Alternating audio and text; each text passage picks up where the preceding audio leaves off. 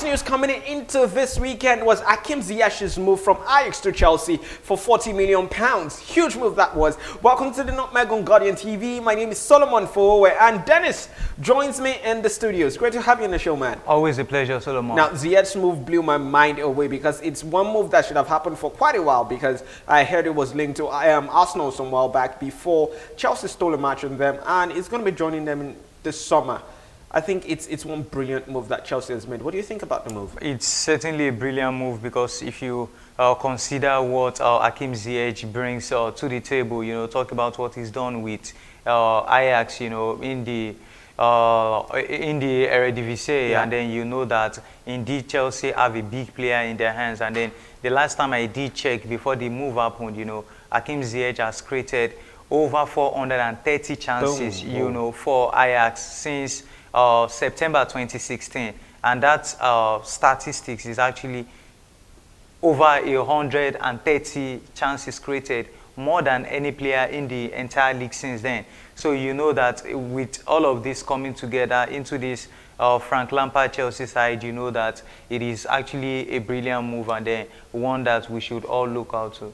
One thing I think about that particular move is the fact that it fits almost hand in glove, something that Chelsea has lacked for quite a while. This creative right winger. Willian has filled that role for a while, but I wouldn't say he's as creative as someone like Hakim Ziyech. And the most typical way I can describe Ziyech is Mahrez with a little more creativity. I'm not saying he's better than Mahrez. I'm not saying Mahrez is better than he is. But I just see them in the same mode to a certain extent, and I think it's going to work really well for Chelsea. Although we can't say that with absolute certainty, because it's coming from the Eredivisie into the Premier League. It might take some adjustments. But moving away from that to the game between Chelsea and Manchester United this weekend, not this weekend actually, on Monday. What do you think about that particular fixture? It is one fixture that probably will decide who is going to be finishing in the top four, is going to be getting Champions League places, because after this game, Chelsea is also going to be playing against Tottenham. So that particular fixture, big one. What do you think about it? It's certainly a big one to look out for, and then it will be one that both teams will also be putting in all of their arsenal, all of their effort, energy, and then the managers also coming into the match, with all of their tactical prowess, because you look at Manchester United currently seated 8th on the Premier League log with 35 points, and then Chelsea with 41 points seated 4th, so which means they have 6 points in between them, and a possible win for Manchester Ole Gunnar Solskjaer's Manchester United will take, will mean that 6 points deficit will be cut down to 3, and then a win for Chelsea will be in a similar cementing their place on the top 4 on the Premier League log. So I think this is all for the taking for both teams, but then at the end, I actually don't see a draw. Rather, I see these teams cancelling each other out. Chelsea have not won against Manchester United. I think it's in 4 games now. And even the Chelsea side, you think they are floundering because they've not really hit that purple patch, that extended run of form. Their last game against Leicester, it was 2-2. The one before that was against Arsenal, it was 2-2. And they've not quite picked up the wins as much as you would expect. And also the same for Manchester United, because in their last 3 games, they've also not won. So it's 2 teams in a place where they really do not want to be. Yeah, two inconsistent teams, if you want to put it in that way too. And then, I think the team's form actually worries the managers of both teams. But considering the fact that, these teams have gone on, I think a 2-week break now, and then I think it's enough time for them to have, put their houses in order, and then try to re-strategize and see a way of coming out of the whole draw conundrum. Yeah, talking about winter breaks, that was when Ighalo, yes, person of interest for we Nigerians here, he joined the Manchester United side, although he was quarantined for a bit due to coronavirus, and he coming in from China, but it's possible that he's going to be playing in that fixture.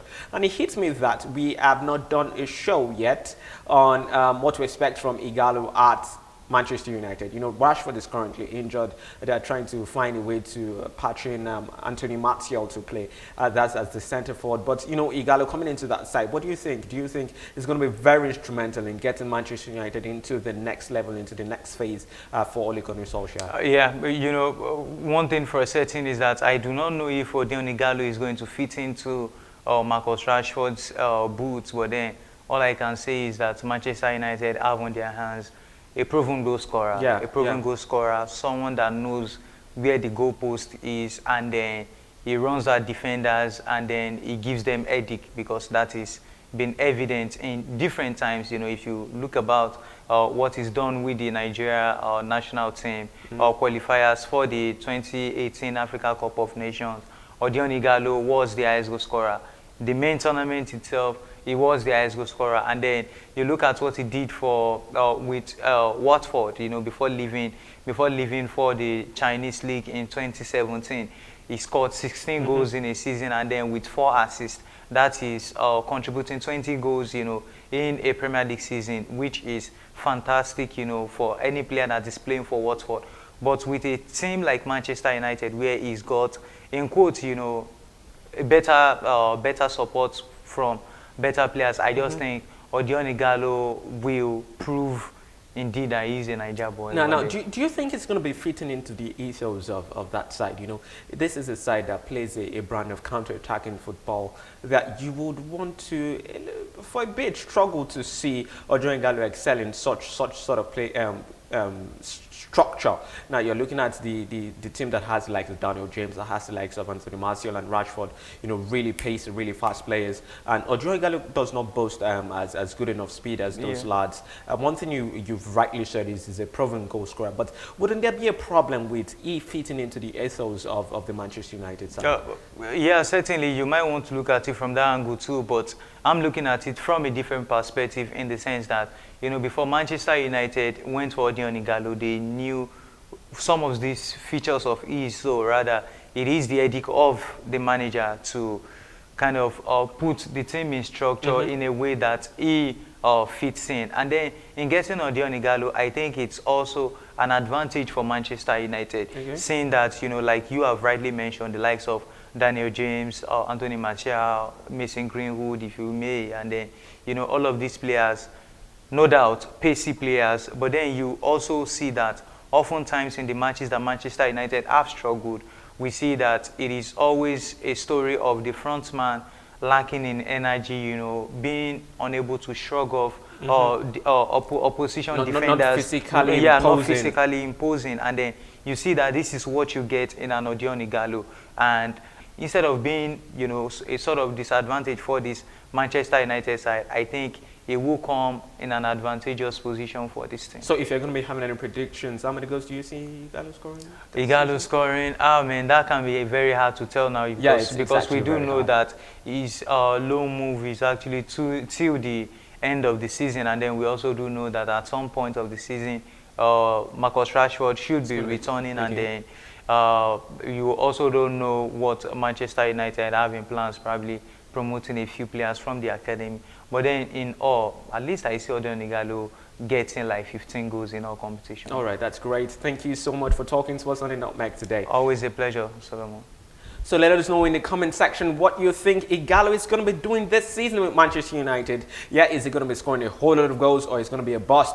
So that's all we can take on the show today. If you're not subscribed to this YouTube channel, you should absolutely do that already. Awesome content from Guardian Nigeria for you. Thank you so much for watching once again. My name is Solomon Fowowe, and this has been The Nutmeg.